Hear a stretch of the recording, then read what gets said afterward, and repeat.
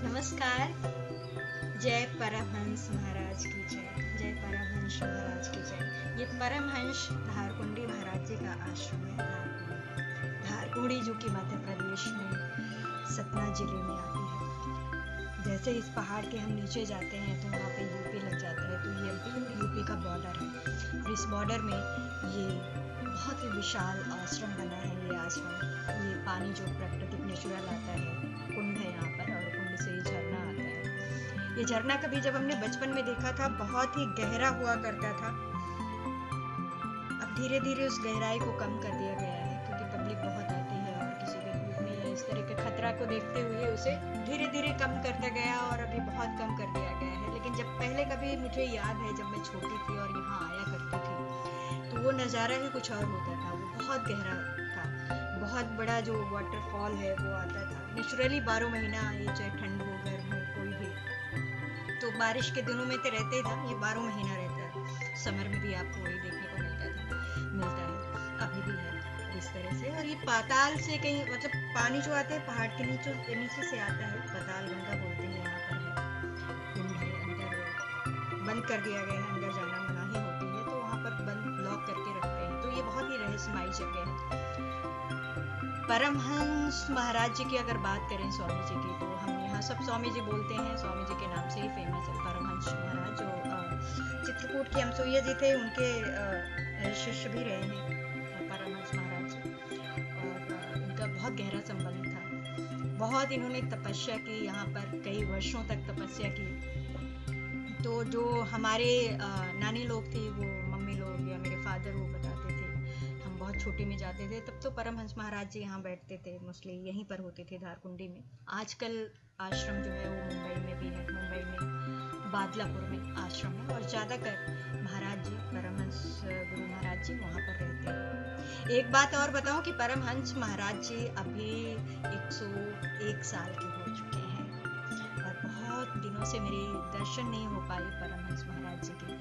ये जब मैंने ये वीडियो शूट किया था तो उसी टाइम पे मेरे दर्शन हुए थे। उसके बाद मैं फिर से अब तो मुंबई ही जाना पड़ेगा बादलापुर, क्योंकि आजकल बादलापुर में ही रहते हैं परमहंस महाराज जी।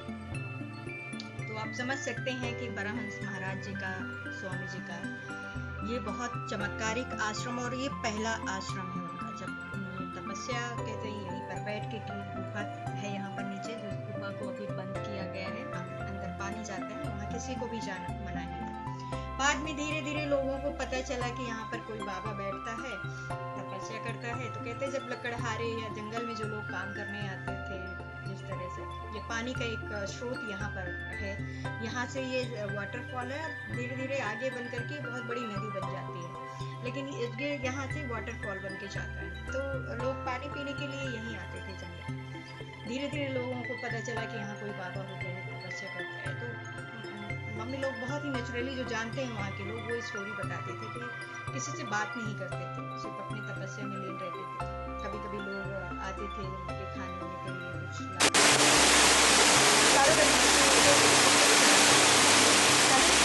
बहुत ही अच्छी स्टोरी है कि वो धीरे धीरे करते करते लोगों को बड़े फेमस हो गए। लोग ज़्यादा आने लगे कि अरे कोई महात्मा रहते हैं और इतने तपस्वी हैं, किसी से कुछ लेते नहीं हैं, किसी से बात नहीं करते, बिल्कुल मौन रहते हैं।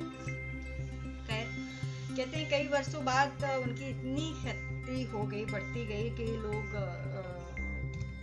कुछ थे वहाँ पे टिकरिया के पास में एक सज्जन थे, उन्हें पता चला और धीरे धीरे लोगों ने एक आश्रम बनवाना शुरू कर दिया। तो एक आश्रम बना, फिर बहुत सारे आश्रम बन गए यहाँ पे, बहुत बड़ा।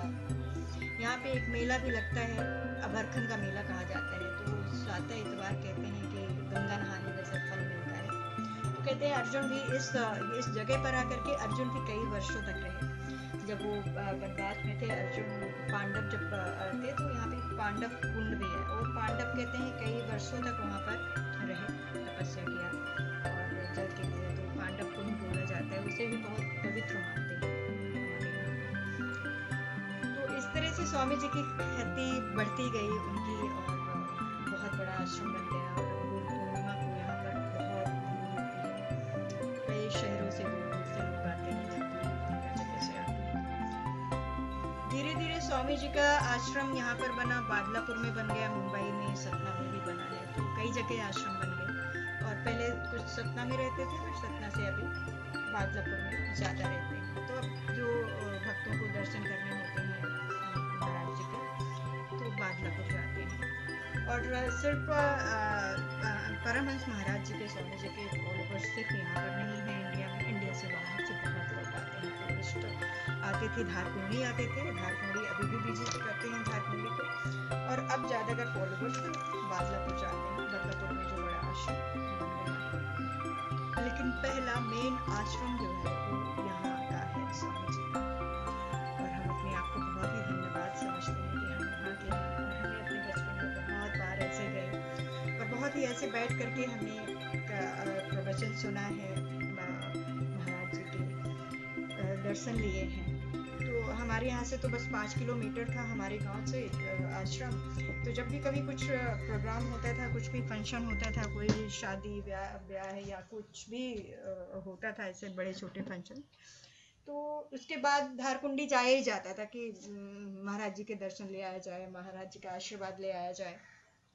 तो फैमिली के लोग जाते थे, सभी जाते थे दर्शन के लिए, तो वो मौका मिलता था। अब तो खैर सब बाहर रहने लगे और महाराज जी भी अब बाहर रहने लगे, हम भी बाहर निकला है। तो अब कई वर्षों से उतना हो नहीं पा रहा, महाराज जी के दर्शन नहीं हो पा रहे। लेकिन महाराज जी का जो आश्रम है, वहाँ की जो देख रेख करते हैं बहुत बाबा हैं यहाँ पर, बहुत सारे महात्मा हैं जो आकर यहाँ पर तपस्या करते हैं।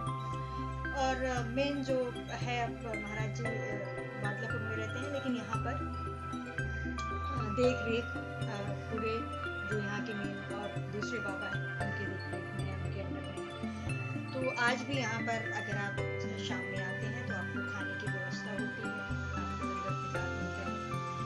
यहाँ की ये सारी चीज़ें जो हैं वो सारी प्राकृतिक नेचुरल चीज़ें हैं। ये चाहे यहाँ का वाटरफॉल हो, यहाँ का जो पांडव कुंड है, झरना है, वहाँ पे 7 तरह के झरने मिलते हैं आपको, जहाँ बहुत ऐसा लगेगा, हाथ लगाएंगे आपको लगेगा ये पानी जो आ रहा है झरने का वो बिल्कुल बर्फ है।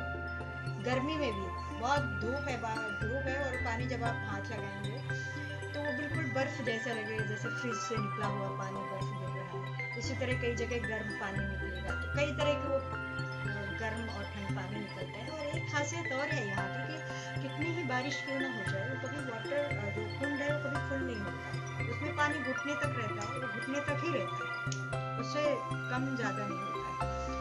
तो वो ये एक बहुत ही चमत्कारिक है, ये वाटरफॉल बहुत चमत्कारिक है। महाराज जी जहाँ तपस्या करते थे वो पूरा अंदर गुफा है, और वो गुफा कितनी लंबी जाती है कोई आज तक नहीं गया, तो वहाँ पर बंद करके रखा गया है उस गुफा को, तो पूरे अंदर है। और पानी वहीं से आता है, जो झरने का स्रोत है वो वहीं से अंदर से आ रहा होता है।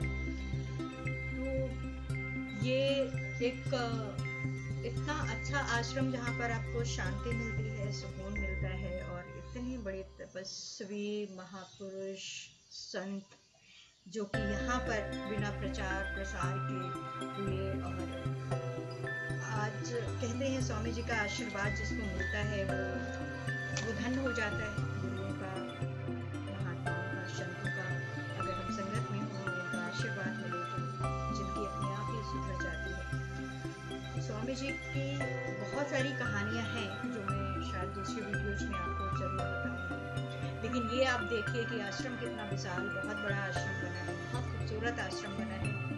ये बहुत ही घनघोर जंगल जिसे बोलते हैं यूपी का। कभी कहते हैं यहाँ पे डकैत हुआ करते थे, आते थे, पानी पीने का उनका यही जगह हुआ करता था, और उस जमाने में वो वहाँ बैठ करके तपस्या शुरू किया।